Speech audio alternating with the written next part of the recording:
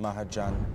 Let's move on now, but we're staying in North America. US President Donald Trump has signed an executive order extending the deadline for new reciprocal tariffs to August the 1st. The move pushes back the previous deadline that Trump gave of July the 9th, giving trade partners a short window to respond. Trump said the August 1st date is firm, but left the door open for changes if countries come forward with new proposals. Firm, but not 100%, he told reporters, added he's willing to be flexible if alternative offers come in. Let's take a listen to those statements. No, I would say firm, but not 100% firm. If they call up and they say, would like to do something a different way, we're going to be open to that. But essentially, that's the way it is. Meanwhile, the White House press secretary confirmed that Trump plans to engage with foreign leaders in the coming weeks over their tariff rates. Let's have a listen to White House press secretary Caroline Leavitt. Focused on. The president will also sign an executive order today delaying the July 9th deadline to August 1st. So the reciprocal tariff rate, or these new rates that will be provided in this correspondence to these foreign leaders, will be going out the door within the next month, or deals will be made. And those countries continue to negotiate with the United States. We've seen a lot of positive developments in the right direction, but the administration, the president and his trade team want to cut the best deals for the American people. Well, the order applies to a range of economies from the EU to Japan as the US intensifies its trade push for fairer terms. The tariff threat, a conversation of Trump's trade war, now enters a new phase with the August deadline looming. Well, joining us once again is Arvind Mahajan. Thank you very much for staying with us, Arvind. Trump gave a 90-day pause on these tariffs. He's now extended to August the 1st, leaving the door open. Is this a signal that this is just a negotiating tactic for Trump and he really is looking for the best deal possible? Or do you think he will keep his word and look at those tariffs that have been imposed and try and stick to that deadline where possible? Well, I am not sure if I can comment on that. It's pretty much like forecasting the stock market, not clear with President Trump. I think the process, in reality, trade deals usually take a very long time because there's a lot of fine print and they take years to cross all the T's and dot the I's. So coming up with trade deals over a short period of time, these are only tentative trade deals. For example, the ones signed with the UK, for example. I mean, there are many questions which remain unanswered. And I think what the president is trying to do is extract out the best possible deal he can from the countries which he's negotiating. I would not be surprised if there's another extension to August 1, although we have been told it's a firm date, but it really remains to be seen. And the deals are all over the place. I mean, the numbers I'm seeing are from 10% to 70%, with Europe being about 50% with the EU.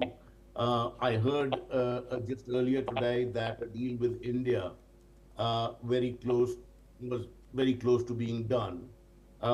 And indeed, these countries are trying in a very expedited way to make sure that high tariffs do not allow these countries' exports to not reach the United States. So I think everyone is on a war footing in trying to come up with deals, but these will all be tentative deals because the fine print, it takes a long time to work out the details of these trade deals. Yes, Arvind, of course, that there have also been some rates that have been changed, also some implications on countries that are already facing tariffs on goods like autos, steel, aluminium, etc. But before we move on, Arvind, I do want to look at the impact on the markets. We've seen a bit of a jolt after Trump's announcement of a date change. But when we saw his Liberation Day tariffs come in, huge impact to global economics, not just US economics. Is Trump rolling the dice here, considering the impact that it could have on the global economy and also businesses within the United States? Well, I mean, when initially the tariffs were announced, the markets were shocked and the prices dropped dramatically. Uh, After a very successful tax and domestic policy mega bill, as well as getting Israel and Iran to sign the ceasefire, these two events have bolstered the president's confidence. Uh, the market today, when the news came, reacted in a muted way. The S&P was down, I think, less than 1%. So in some ways, I think the market is taking these tariff news with a pinch of salt, unlike how they reacted initially in the market. I think the market wants to see how this game gets played out.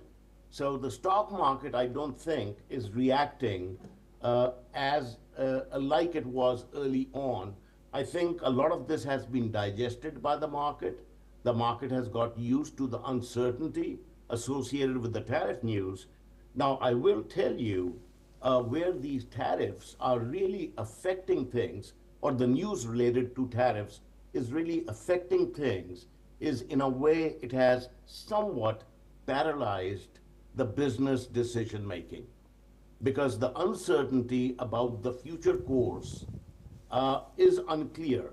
And businesses, when they deploy significant resources which cannot be easily reversed into liquid assets.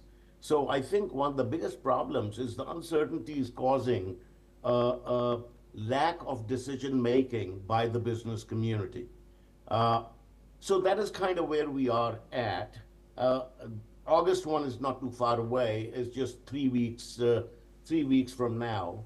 And in the long-term economic cycle, 3 weeks is a very short period of time.